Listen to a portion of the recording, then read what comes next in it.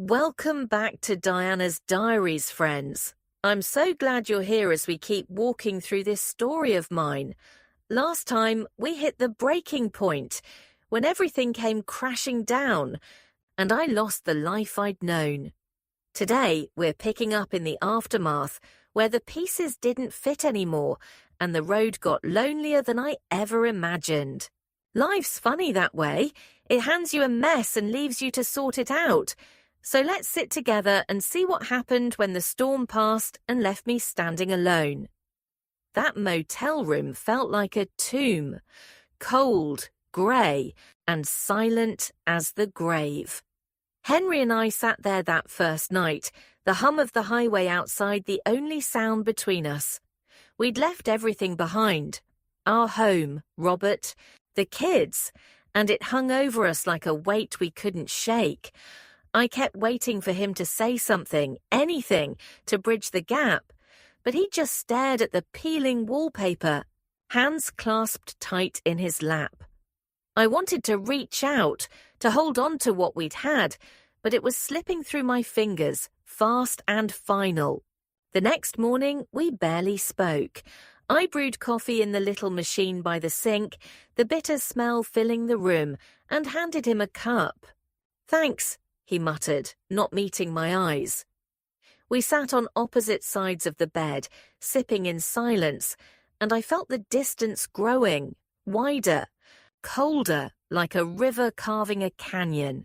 What we'd done had bound us together, sure, but now it was tearing us apart, piece by piece. I wanted to ask what he was thinking, if he regretted it, but the words stuck in my throat.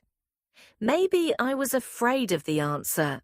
Days dragged on like that, a blur of beige walls and stale air. Henry started leaving, short trips at first, saying he had things to check on, but he'd come back quiet, withdrawn. I'd sit there alone, the TV flickering with some old sitcom I didn't watch, and try to make sense of it all. The fire we'd felt, that wild, reckless pull, it was fading, replaced by something heavy and hollow. I'd catch myself staring at the door, hoping he'd walk in and be the Henry I'd fallen for, but each time, he was a little more gone. One night he didn't come back till late, smelling of gasoline and frost. "Where have you been?" I asked, voice small. He shrugged, tossing his keys on the dresser. "Out," was all he said, and that was it. The wall between us grew taller. I lay awake that night, listening to his breathing across the bed, and realized we weren't in this together anymore. We'd built something on stolen moments, but out here, in the harsh light of what we'd done, it was crumbling. Then the divorce papers came, a knock on the motel door one grey afternoon, a man in a stiff suit handing me an envelope. I tore it open, hands shaking, and there it was. Robert's name, my name, the end of us in black and white. Tucked inside was a note, his handwriting sharp and angry. "You're dead to me, Diana. I don't want to see you or him ever again. We're done. Forget I existed." Each word hit like a punch, knocking the air out of me. I sank onto the bed, the paper crumpling in my hands, and felt something break, something deep and final. Robert was gone, really gone, and I'd made it happen. Henry found me like that, staring at the note, tears streaking my face. "What's that?" he asked, voice flat. I held it out, wordless, and he read it slow, his jaw tightening. "He means it," he said, handing it back, and that was all. No comfort, no fight. I looked at him, searching for the man who'd held me like I was everything, but he was a stranger now, eyes dull and distant. "What do we do?" I whispered, desperate for a tether. He didn't answer, just turned away, and I knew then we were sinking and he wasn't reaching for me. A few days later, he left for good. I woke up to an empty room, the bed cold where he'd been. On the table was a note, scribbled fast.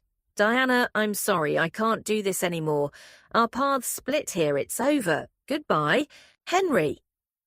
I read it once, twice, 3 times, the words blurring through tears. He'd walked out, left me with nothing but a few lines on a motel napkin. I sat there, the silence pressing in, and felt the last thread snap. Henry was gone. Robert was gone, and I was alone, truly, achingly alone. I stayed in that room a while longer, living like a ghost. The walls closed in, the air thick with regret. I'd pace the floor, replaying it all, Robert's rage, Henry's hands, the life I'd torched with my own choices. Sleep came in fits, dreams of Robert's face twisted with hurt, Henry walking away into the dark. I'd wake up gasping, clutching the sheets, the emptiness swallowing me whole. Outside, the world moved on, cars rumbling by, folks laughing somewhere far off, but I was stuck, trapped in the wreckage I'd made. One morning, I couldn't take it anymore. I packed what little I had, clothes, a toothbrush, that crumpled note from Henry, and checked out. The clerk barely looked up as I slid the key across the counter, and I stepped into the daylight, blinking against the glare. I didn't know where to go, just walked, down the highway, past gas stations and diners, till I found a bus stop. I caught a ride into town, staring out the window as the hills rolled by, and ended up at a cheap apartment on the edge of nowhere, peeling paint, a sagging couch, a place to hide. I moved in, set up what I could, but it wasn't home. It was a shell, like me, empty, worn, holding on to nothing. I'd sit on that couch for hours, the TV droning, and feel the weight of it all. Robert's note echoed in my head. Forget I existed, and Henry's goodbye cut just as deep. I'd lost them both, lost everything, and the loneliness was a cold, endless thing. I'd try to eat, to sleep, to live, but it was like moving through fog. Thick grey, no way out.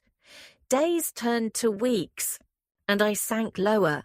I'd walk to the corner store sometimes just to feel the air, but even that was hollow. People passed by, chatting, living, and I felt like a shadow, there but not there. I'd think about the kids, wonder what Robert told them, and the guilt would twist sharper. I'd ruined their world too, hadn't I?